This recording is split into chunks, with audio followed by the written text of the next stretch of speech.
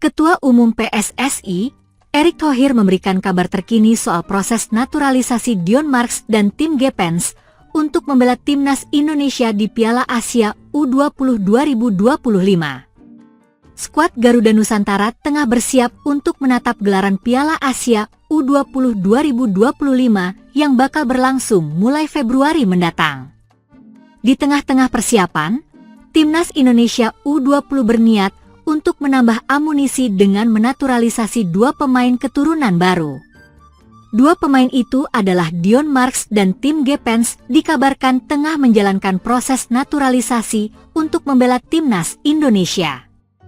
Selain dua pemain itu, Ula Romeni juga menjadi bagian untuk menjalani proses naturalisasi tersebut.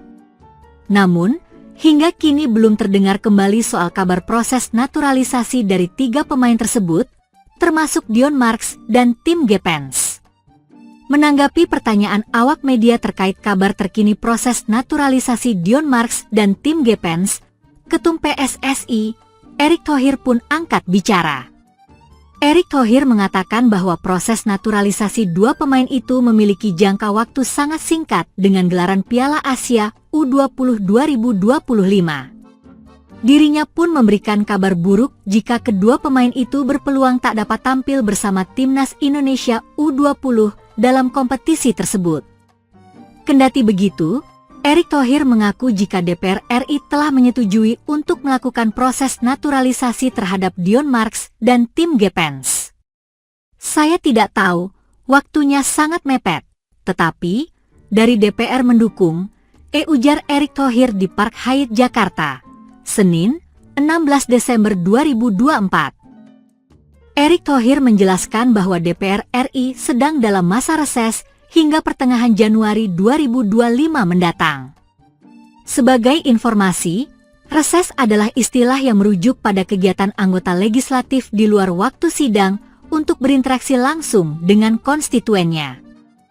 Kemudian, Ketum PSSI itu menyebut jika masa reses DPR RI baru akan rampung pada 15 Januari 2025, tepatnya selepas melewati batas pendaftaran para pemain di Piala Asia U20 2025. Batas terakhir untuk melakukan pendaftaran para pemain untuk Piala Asia U20 2025 sendiri akan jatuh pada 13 Januari 2025. Tetapi kan mereka lagi reses sampai 15 Januari, pendaftaran sampai 13 Januari, jadi ya sayang, jelas Erick Thohir. Timnas Indonesia U20 sendiri tergabung dalam grup C Piala Asia U20 2025 bersama tiga tim lainnya. Selain kembali bertemu dengan Yaman, skuad Garuda Nusantara bakal menghadapi Uzbekistan dan Iran. Kekalahan timnas Indonesia U23 dari Vietnam dengan skor tipis 1-0 di Piala AFF 2024 menjadi salah satu momen yang menambah dinamika persaingan antara kedua negara. Laga tersebut berjalan sengit, namun gol sematawayang yang tercipta di babak kedua cukup untuk memastikan kemenangan Vietnam. Hasil ini sekaligus mengantarkan timnas Vietnam ke posisi puncak grup, sementara Garuda Muda harus berpuas diri meraih posisi sementara di peringkat 2. Tentunya ini membuat timnas Indonesia harus berjuang lebih keras di pertandingan berikutnya. Pelatih berusia 54 tahun tersebut secara terbuka mengkritik Shin Tae-yong yang dianggap terlalu banyak mengeluhkan jadwal padat Piala AFF 2024. Dalam wawancaranya dengan media Vietnam, Bongda, Kim Sang-SIK pinta STY jangan kebanyakan drama perihal jadwal AFF. Pelatih Vietnam tersebut mengakui bahwa jadwal memang berat, tetapi menegaskan bahwa semua tim menghadapi situasi yang sama. Semua tim memiliki jadwal yang padat. Saya bersimpati kepada pelatih Shin Tae-yong, ujar Kim Sang-SIK, dikutip dari Bongda, Senin, 16 Desember 2024. Ia kemudian melanjutkan dengan memberikan saran kepada Shin Tae-yong untuk lebih beradaptasi dengan situasi. Baginya, tantangan seperti ini adalah bagian dari sepak bola, dan sebagai pelatih, penting untuk mencari solusi daripada mengeluh. Anda harus beradaptasi. Saya bisa melakukan rotasi untuk mengatasi situasi tersebut, menambah makanan bergizi untuk para pemain. Semua tim punya masalah yang sama, jadi mereka harus menang dengan kekuatan mental, tambah Kim Sang-sik. Komentar ini menjadi sorotan karena timnas Indonesia memang sedang menghadapi jadwal yang sangat padat di Piala AFF 2024. Setelah melewati fase grup dengan performa yang cukup stabil, Garuda Muda harus berhadapan dengan tim-tim kuat di babak berikutnya. Bagi Shin Tae-yong, jadwal padat ini bukan sekadar persoalan waktu, tetapi juga berkaitan dengan kesiapan fisik dan mental para pemain. Pelatih asal Korea Selatan ini kerap menekankan pentingnya pemulihan dan persiapan matang sebelum bertanding. Namun, kondisi yang ada di turnamen ini membuat segalanya menjadi lebih sulit. Kekalahan dari Vietnam tentu menjadi pukulan telak bagi Garuda Muda. Meski permainan mereka cukup baik, gol tunggal dari Vietnam menunjukkan bahwa masih ada celah yang perlu diperbaiki, terutama dalam penyelesaian akhir dan menjaga konsentrasi di lini belakang. Pelatih yang baru memegang kendali timnas Vietnam tersebut berhasil memanfaatkan kekuatan skuadnya dengan maksimal, termasuk melakukan rotasi pemain untuk menjaga kebugaran tim. Strategi Kim Sang-sik terbukti efektif, terutama dalam menghadapi tekanan di turnamen dengan jadwal yang padat. Ia tidak hanya fokus pada taktik, tetapi juga memastikan para pemainnya mendapatkan nutrisi dan pemulihan yang cukup untuk menjaga performa mereka di lapangan. Sindiran dari Kim Sang-sik tentu menjadi tantangan tersendiri bagi Shin Tae-yong. Sebagai pelatih yang sudah membawa perubahan besar bagi timnas Indonesia, ekspektasi terhadapnya sangat tinggi.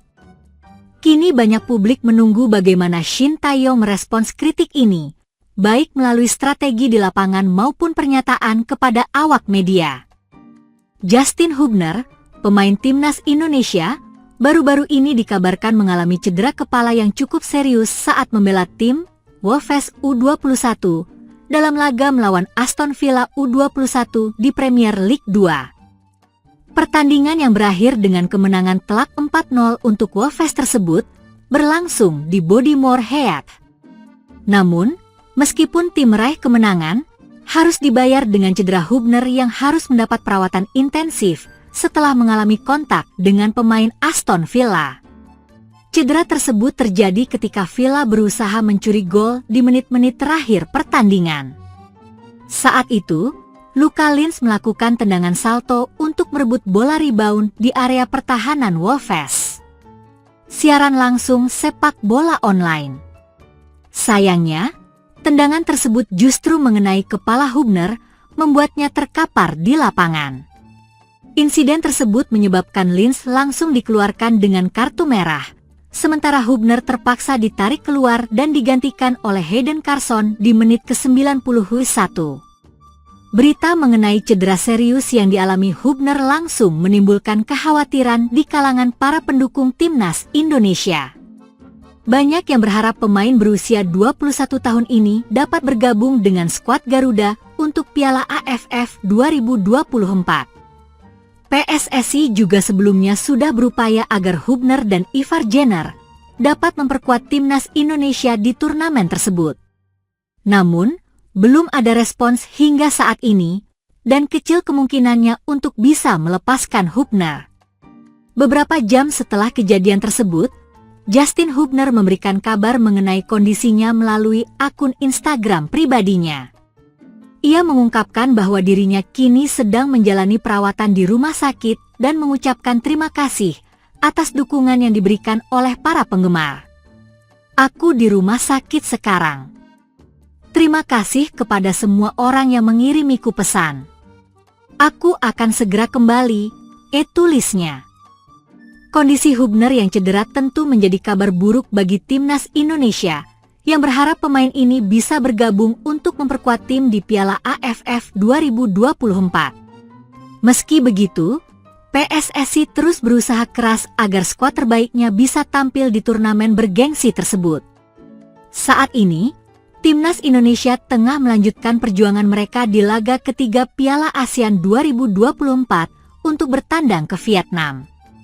Hasil yang kurang memuaskan kemarin saat melawan Laos diharapkan bisa menjadi motivasi mereka untuk bisa mendapat hasil terbaik di laga berikutnya.